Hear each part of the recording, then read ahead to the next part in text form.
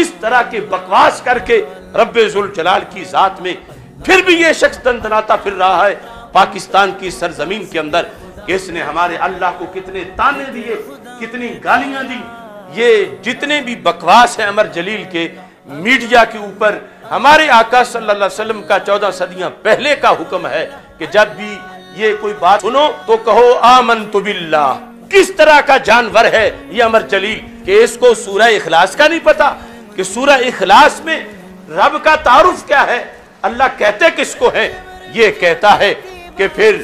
رب کو چاہیے تھا کہ اپنے لیے معاذ اللہ مؤنث بناتا، اس نے مؤنث کیوں نہیں بنائی؟ تو اللہ فرماتا ہے وَلَمْ يَكُنْ لَهُ كُفُوًا أَحَدٌ، اس کے جوڑ کا ہے ہی کوئی نہیں۔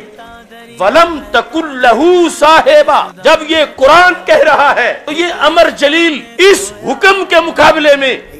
آگے رب ذوالجلال کا مسئلہ بیان کر رہا ہے کہ رب کا یہ مسئلہ ہے کہ اس کی بیوی نہیں ہے، اور جو چھڑا چھانڈ وہ لوگ اس کو شک کی نگاہ سے دیکھتے ہیں معاذ اللہ۔ یہ کفار کے اندر بھی تصور نہیں کر سکتے تھے کہ کسی کافر ملک میں کوئی ابو جہل جیسا کافر بھی ایسا کہتا ہو، جس طرح کے کفریات اس شخص نے بکے ہیں اور ابھی تک کسی کے کان پر جو ہی نہیں رینگ رہی۔ آج اللہ کو گالیاں دی گئی برسر عام، کہاں ہے وہ پیرانے طریقہ، کہاں ہیں وہ لوگ لیڈرشپ والے، کیوں نہیں بول رہے؟ افسوس،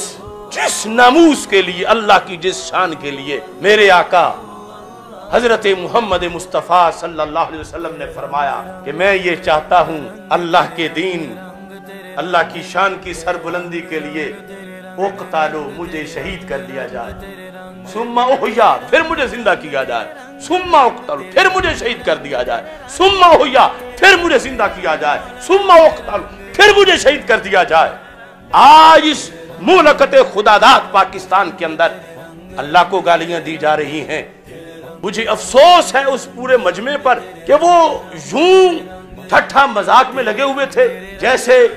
کوئی اپنے جیسا معاذ اللہ گرا ہوا کوئی دوست ہوتا ہے اور اس کے بارے میں لطیفے بیان کیے جا رہے ہوتے ہیں۔ یہ ہے سب سے بڑی دہشت گردی، جو رب کو گالیاں دے، اس سے بڑا دہشت گرد کون ہوگا؟ بسم اللہ الرحمن الرحیم، رب اشرح لی صدری ویسر لی امری واحلل عقدۃ من لسانی یفقہوا قولی، رضیت باللہ ربا وبالاسلام دینا وبمحمد صلی اللہ علیہ وسلم نبیا ورسولا۔ اللہ اکبر، اللہ اکبر، اللہ اکبر، لبیک لبیک لبیک یا رسول اللہ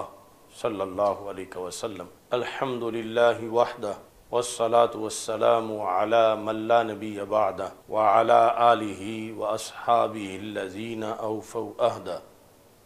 اما بعد فاعوذ باللہ من الشیطان الرجیم، بسم اللہ الرحمن الرحیم۔ قل هو اللہ احد اللہ الصمد لم یلد ولم یولد ولم یکن له کفوا احد۔ صدق اللہ العظیم وصدق رسولہ النبی الکریم الامین۔ ان اللہ وملائکتہ یصلون علی النبی یا ایہا الذین آمنوا صلوا علیہ وسلموا تسلیما۔ الصلاة والسلام علیک یا سیدی یا رسول اللہ وعلی آلک واصحابک یا حبیب اللہ۔ الصلاة والسلام علیک یا سیدی یا خاتم النبیین وعلی آلک واصحابک یا سیدی یا خاتم المعصومین۔ مولاي صل وسلم دائما ابدا علی حبیبک خیر الخلق کلہم، منزہ عن شریک فی محاسنہ فجوہر الحسن فیہ غیر منقاسم، محمد تاج رسل اللہ قاطبۃ، محمد صادق الاقوال والکلم، محمد ذکرہ روح لانفسنا، محمد شکرہ فرض علی الامم۔ ربی صلی وسلم دائما ابدا علی حبیبک خیر الخلق کلہم۔ اللہ تبارک و تعالی جل جلالہ وعم نوالہ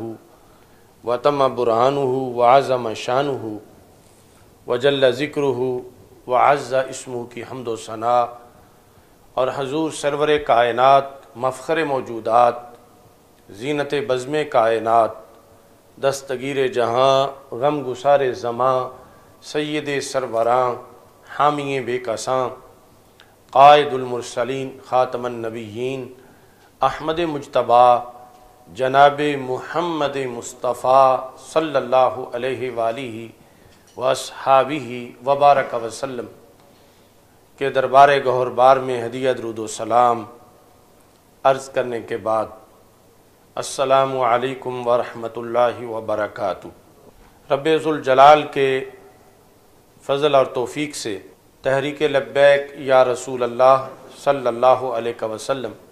اور تحریک صراط مستقیم کے زیر اہتمام حضرت شاہ جلال ریسرچ سینٹر کے اندر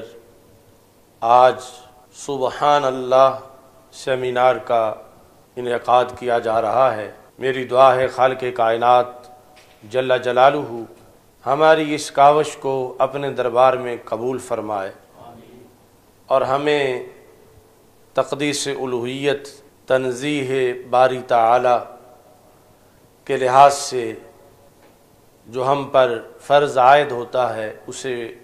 بطریق احسن نبھانے کی توفیق عطا فرمائے۔ قرب قیامت کے فتنوں کی جو کثرت ہے، فتنے اس حد تک بڑھ چکے ہیں کہ جو بلاسفیمک کلچر ہے، اللہ والوں کے خلاف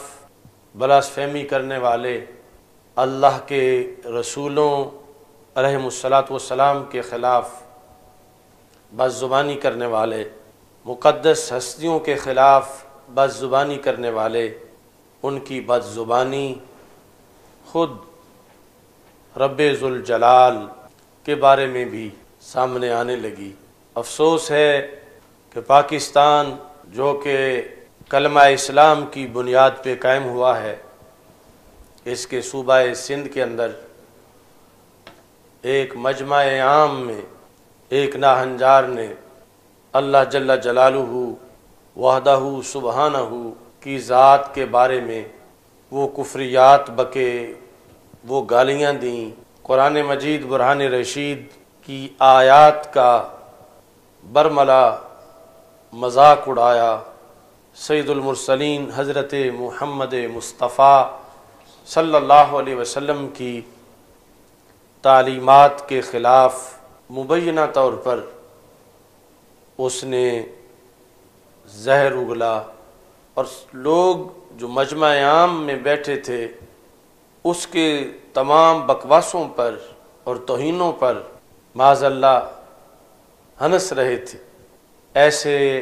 موقع پر جتنے لوگ وہاں موجود تھے وہ قائل تو ملعون قرار پایا ہی ہے، جو اس کے ساتھ ہنس ہنس کر اسے داد دے رہے تھے اور ہنس کر اس کے ساتھ تضحیک کے اس ملعون عمل میں شریک ہو رہے تھے، ان سب کا ایمان بھی تباہ و برباد ہوا۔ افسوس یہ ہے ایسا کام تو ہمیں کسی دارالکفر میں بھی برداشت نہیں، یہ دارالاسلام پاکستان کے اندر ایسا ہوا اور ابھی تک اس سلسلہ میں کوئی مواخذہ نہیں کیا گیا۔ وہ کس تنظیم نے پروگرام آرگنائز کیا تھا، وہ شرکاء اور بالخصوص وہ نام نہاد شخص جس کا نام عمر جلیل بتایا جاتا ہے، اس نے تو کفریات کی حد کر دی۔ شاید ابو جہل نے بھی اس انداز کی گالیاں اللہ کو نہ دی ہوں جیسی گالیاں اس نے رب ذوالجلال کو دی ہیں، اور اس اسلامی سلطنت کے اندر اس شیطان صفت انسان کے خلاف ابھی تک حکومت کی طرف سے کوئی کارروائی نہیں کی گئی۔ اس کی جو گفتگو وائرل ہوئی ہے سندھی زبان کے اندر، اس گفتگو کے اندر 10 ایسے ابواب ہیں اس مختصر گفتگو میں کہ جس میں سے ہر باب کے اندر آگے انتہا درجہ کی گستاخیاں ہیں، یعنی 10 گستاخیوں کے چیپٹر ہیں، اور اس میں پھر گستاخیوں کے مختلف آگے اقسام ہیں۔ اس کے وہ ملعون کلمات اور کلمات کفر، نقل کفر، کفر نباشد کے اصول کے تحت چند الفاظ مجبوراً بولنے پڑیں گے کہ اس نے کہاں تک جسارت کی ہے، ورنہ پورے اس کے جو کلمات ہیں وہ زبان سے دہرائے نہیں جا سکتے کہ جس حد تک اس نے ذات باری تعالی کی توہین کی ہے، اور جو وہاں موجود تھے لوگ ان کا اور اپنا ایمان برباد کیا ہے۔ اس کی اس گفتگو کے اندر سب سے پہلے اس نے علوم باری تعالی پر حملہ کیا ہے۔ اللہ علیم بذات الصدور ہے، رب ذوالجلال کے علم کے لحاظ سے اس نے متعدد اعتراض کیے ہیں۔ مثال کے طور پر وہ کہتا ہے معاذ اللہ کہ میں نے اللہ تعالیٰ کو الجھن میں ڈالا، استغفر اللہ، اس کی کیا حیثیت ہے؟ اور پھر ایک جگہ جا کے کہتا ہے اللہ تجھے پتہ ہی نہیں، استغفر اللہ۔ رب ذوالجلال کے علوم، اس کی ابھی ایک جھلک میں قرآن مجید سے پیش کروں گا کہ جو ہماری الہامی کتاب ہے وہ ہمیں اللہ کے علوم کے لحاظ سے کیا بتاتی ہے، اور یہ شیطان صفت انسان کیا بکواس کرتا ہے۔ دوسرے نمبر پر اس گفتگو میں اس نے اللہ کے فیصلوں پر اعتراض کیا، جبکہ کوئی بھی مومن مسلمان اللہ تعالی کے فیصلوں کے مقابلے میں دم بھی نہیں مار سکتا، چہ جائے کہ تنقید کرے۔ مثلا اس نے یہ کہا کہ رب ذوالجلال نے صرف مردوں کو نبی کیوں بنایا ہے، عورتوں کو بھی نبی بناتا، اس نے کچھ عورتیں 10-15 کیوں نہیں نبی بنائیں؟ تو اس طرح کے وہ رب ذوالجلال پر، اس کے فیصلوں پر اعتراض کی اس نے جسارت کی، جو کہ کفر در کفر اور توہین در توہین ہے۔ تیسرے نمبر پر اس نے معاذ اللہ ثم معاذ اللہ اپنے آپ کو رب ذوالجلال سے افضل قرار دیا۔ اس نے یہ بکواس کی کہ اللہ تعالیٰ کو ماں اور ممتا کا معاذ اللہ پتہ نہیں، چونکہ اسے کسی ماں نے جنم نہیں دیا، اور مجھے ماں نے جنم دیا ہے، میں جانتا ہوں کہ ماں کیا ہوتی ہے اور ممتا کیا ہوتی ہے معاذ اللہ۔ تو اس طرح اس انداز میں رب ذوالجلال میں اس نے معاذ اللہ ایک نقص بیان کرنے کی کوشش کی، اپنی افضلیت کی طرف واضح لفظوں میں اس نے الفاظ بولے، اور ساتھ یہ بھی کہا کہ اللہ کہتا ہے کہ تم مجھ سے مانگو تو میں اللہ سے نہیں مانگوں گا، میں کوئی اللہ جو ہے وہ خدا بن کے رہے، وہ چیف منسٹر نہ بنے، میں نے کوئی اس سے ٹھیکے لینے ہیں، استغفر اللہ۔ اس طرح کے جملے اس نے بکواس کیے۔ چوتھے نمبر پر اس نے رب ذوالجلال کو ننگی گالیاں دیں، جس میں اس کا یہ لفظ ہے کہ وہ کہتا ہے اے خدا، معاذ اللہ کہتا ہے تو بد نصیب ہے۔ تو رب ذوالجلال کے لحاظ سے اس نے یہ لفظ بولے، پھر کہتا ہے تجھے پتہ ہی نہیں، اور پھر جس مقام پر یہ جا کے بیان کرتا ہے کہ اللہ جو ہے وہ سنگل ہے، یعنی چھڑا چھانڈ ہے، اللہ کی بیوی نہیں، تو وہاں یہ کہتا ہے کہ جو اس طرح کہو لوگ تو اس کو شک کی نظر سے دیکھتے ہیں۔ تو یہ معاذ اللہ اتنی بڑی بڑی گالیاں اس نے اپنے گھڑے ہوئے فلسفوں کے مطابق اور اسلام کی تعلیم کے خلاف اس نے رب ذوالجلال کی ذات کو دی ہیں۔ ایسے ہی پانچویں نمبر پر اس نے